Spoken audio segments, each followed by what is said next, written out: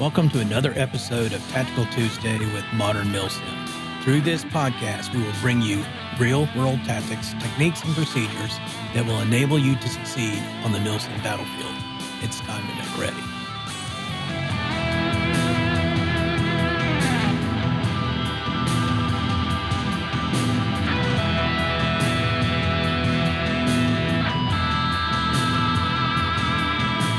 Hello, and welcome to episode 33 of Tactical Tuesday with Modern Milsim. I am your host, Craig White. As always, thank you for being here. Now, today we are beginning our discussion concerning advanced CQB tactics, techniques, and procedures. As previously discussed, this series of episodes is intended to provide a more basic understanding of CQB TTPs. For a more detailed explanation of these tactics, techniques, and procedures, check out From Insertion to Extraction, Advanced Milsim CQB Tactics, Techniques, and Procedures, now available at Amazon.com. As before, the topics of this episode builds on the TTPs discussed in prior episodes. These previously discussed TTPs link with the lessons from this and future episodes to create an overall method for breaching and clearing rooms. So with that in mind, let's get to it. So if you've been keeping up with Season 2 of this podcast and have been practicing the TTPs that we've discussed in those episodes, you should have a modicum of familiarity with the basic TTPs of CQB and can perform them fairly smoothly. So today we're going to discuss more advanced CQB tactics, techniques, and procedures. These TTPs should allow you and your team to be even more effective while conducting CQB operations. There is one word of caution here.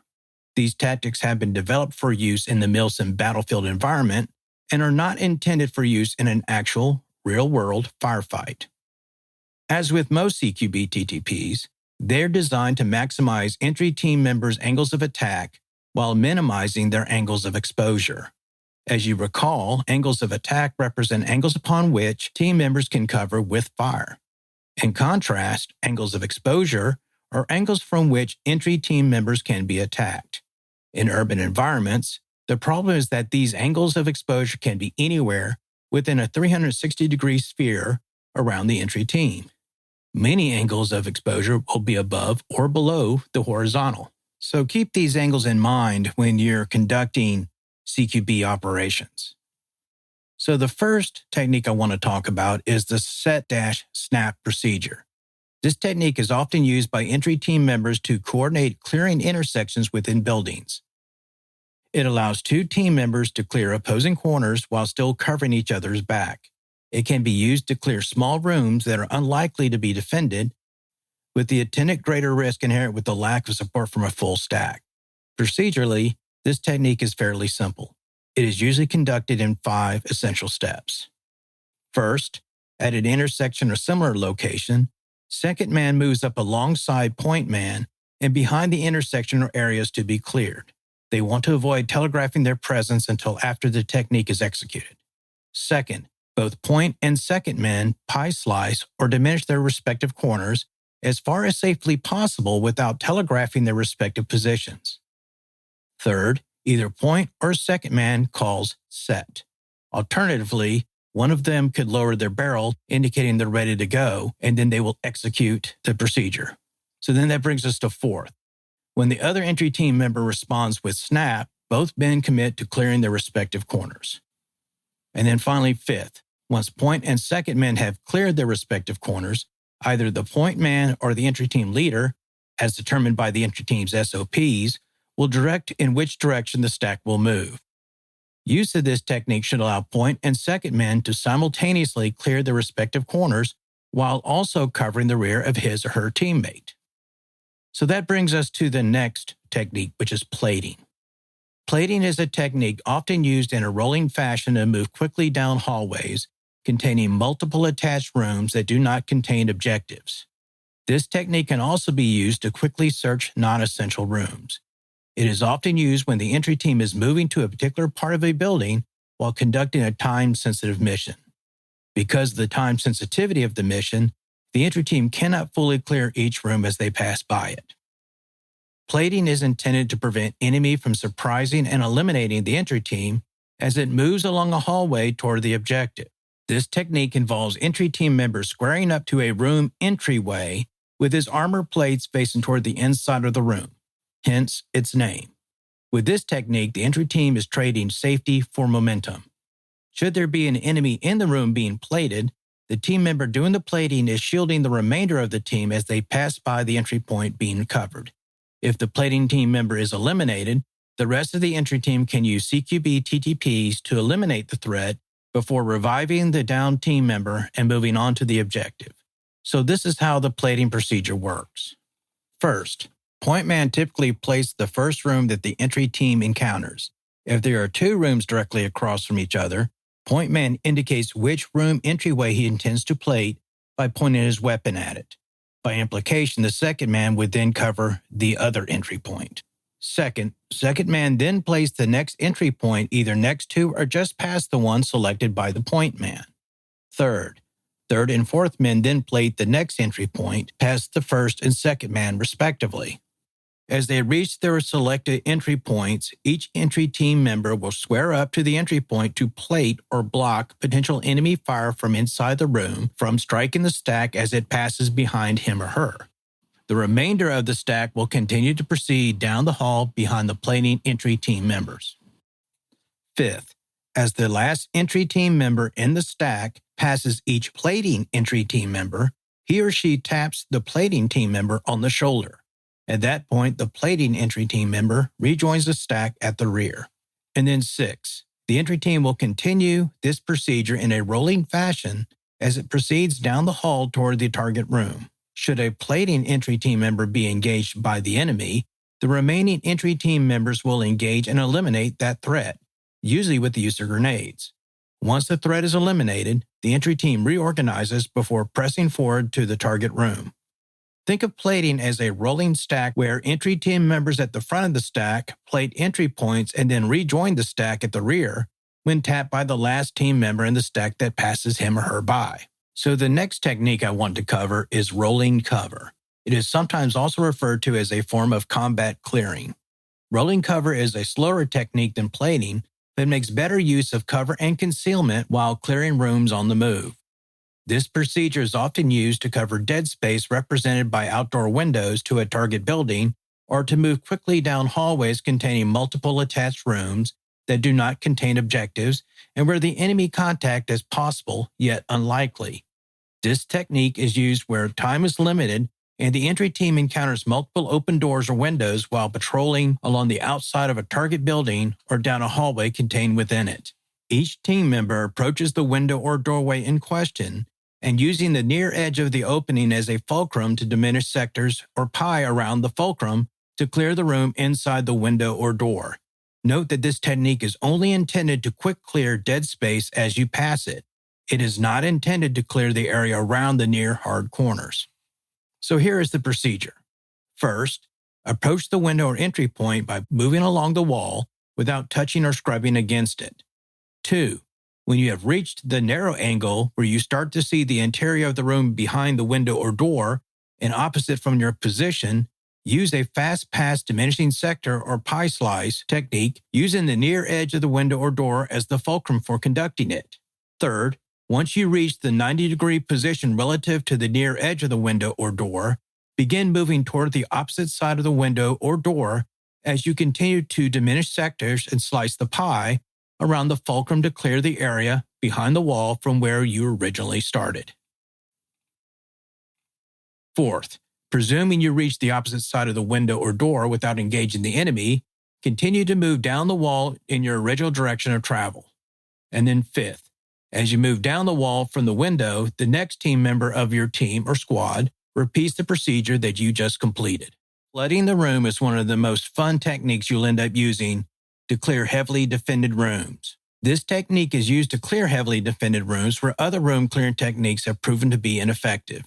It relies on use of multiple grenades to disorient and/or eliminate enemy located in the target room. Be aware that this technique will not be effective in every room based on the typical area of effect of grenades. In large rooms, this technique will likely clear enemy located near the entry point, but not those further away. The room flood technique seeks to reduce enemy in a fortified room so as to allow friendly forces to clear the remaining portions of the room with limited penetration or dynamic room clearing methods. So here's the procedure. First, the point man calls flood room. 2, the point man throws a grenade into the target room before immediately moving to the rear of the entry team stack. Third, second man throws a grenade into the target room before moving to the rear of the entry team stack. Fourth, third man moves up and throws a grenade into the target room before rotating back to the rear of the stack. 5, fourth man moves up and throws a grenade into the target room before rotating back to the rear of the entry team stack. 6, this process continues until all team members in the stack have thrown their grenades into the target room. 7, once point man moves back up to the front of the stack, he waits for the grenades to detonate before breaching the target room, while preferably using dynamic room clearing method. Think of the flood room technique as a conveyor belt of grenade delivery into the target room. Unless the enemy is behind hard cover, most of the enemy within throwing range of the grenade will be eliminated. The push-out/coverman technique is used to provide cover to the entry team stack against potential threats along hallways and to provide support to enemy forces moving along same. The push-out coverman technique is far more effective in wide hallways where the coverman can maintain long lines of sight and firing lanes. The procedure for conducting push-out coverman technique is as follows. First, point man or team leader calls push out. 2, point man crosses over to the opposite side of the hallway and against the wall to provide cover along its length. Third, upon point man moving to provide cover down the length of the hallway, second man now assumes the duties and responsibilities of point man of the stack. Fourth, the stack proceeds down the hallway and past point man along the near side hallway wall. Fifth, point man remains in position until he can no longer provide a field of fire down the hallway, usually due to entry team members blocking or masking his field of fire, then re-enters the stack at the rear. This technique is helpful when the entry team is moving down a long hallway with open doors or other cover located more toward the far side of the hallway. It allows the point and second men to put at least 2 muzzles to cover the long threat of the hallway. Another technique that is similar to the push-out technique is the push-up security. This technique can be incorporated into either dynamic and/or deliberate room clearing techniques. It is usually best utilized where entry team members consist of 5 or more members. As the entry team breaches the target room, the fifth man pushes forward to a position just beyond the entry point of the target room and on the same side of the hallway. The push-up or fifth man's sector or area of responsibility is the long threat down the hallway in front of him to better protect the team from enemy entering the hallway while the rest of the team is engaged in breaching the target room.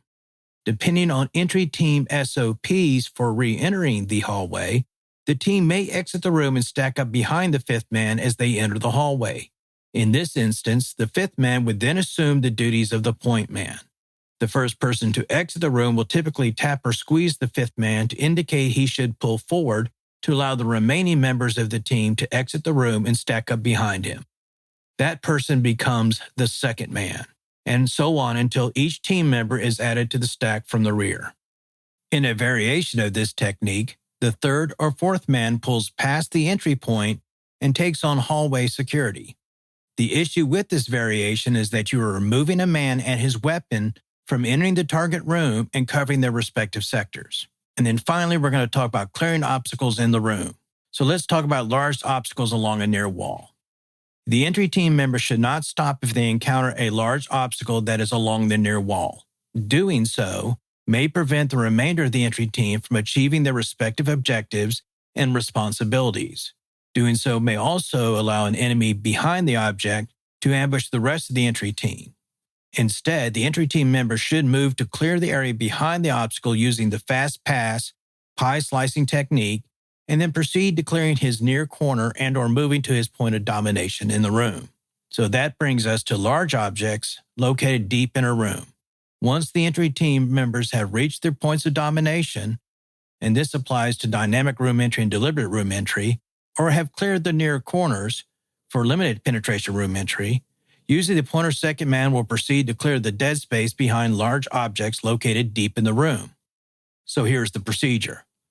First, Either point or second man will call going deep or moving deep to notify the remaining team members that he is moving to clear dead space behind the object.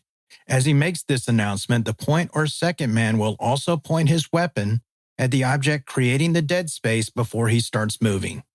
Second, point or second man will move toward the object and will use diminishing sectors pie slicing techniques to clear the dead space behind it. At the same time, the next closest entry team member will move with the point or second man to cover and provide support for him.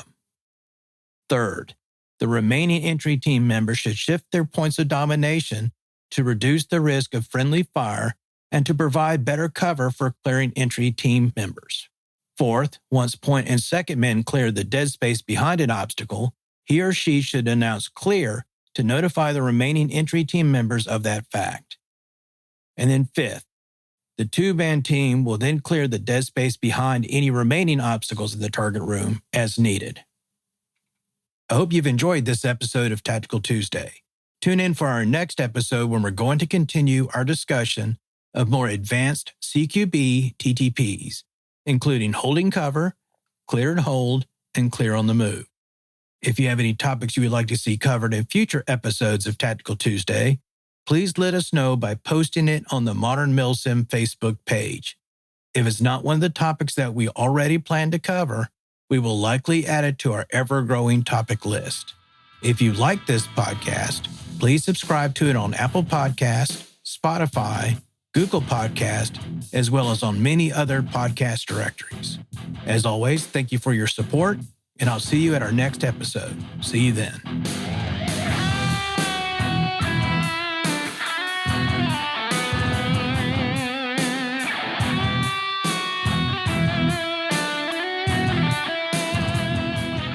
To our listeners out there, thank you for tuning in, and I look forward to providing you with new episodes every 2 weeks.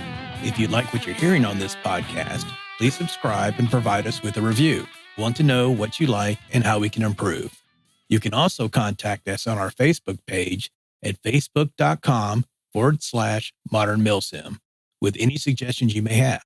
In our next episode of Tactical Tuesday, we will continue our discussion of more advanced CQB TTPs, including holding cover, clear and hold, and clear on the move.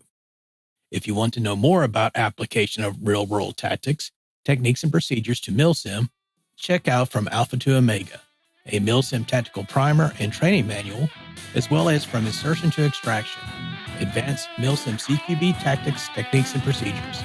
Both books are available at Amazon.com. As always, thank you for your support, and I'll see you at our next installment of Tactical Tuesday.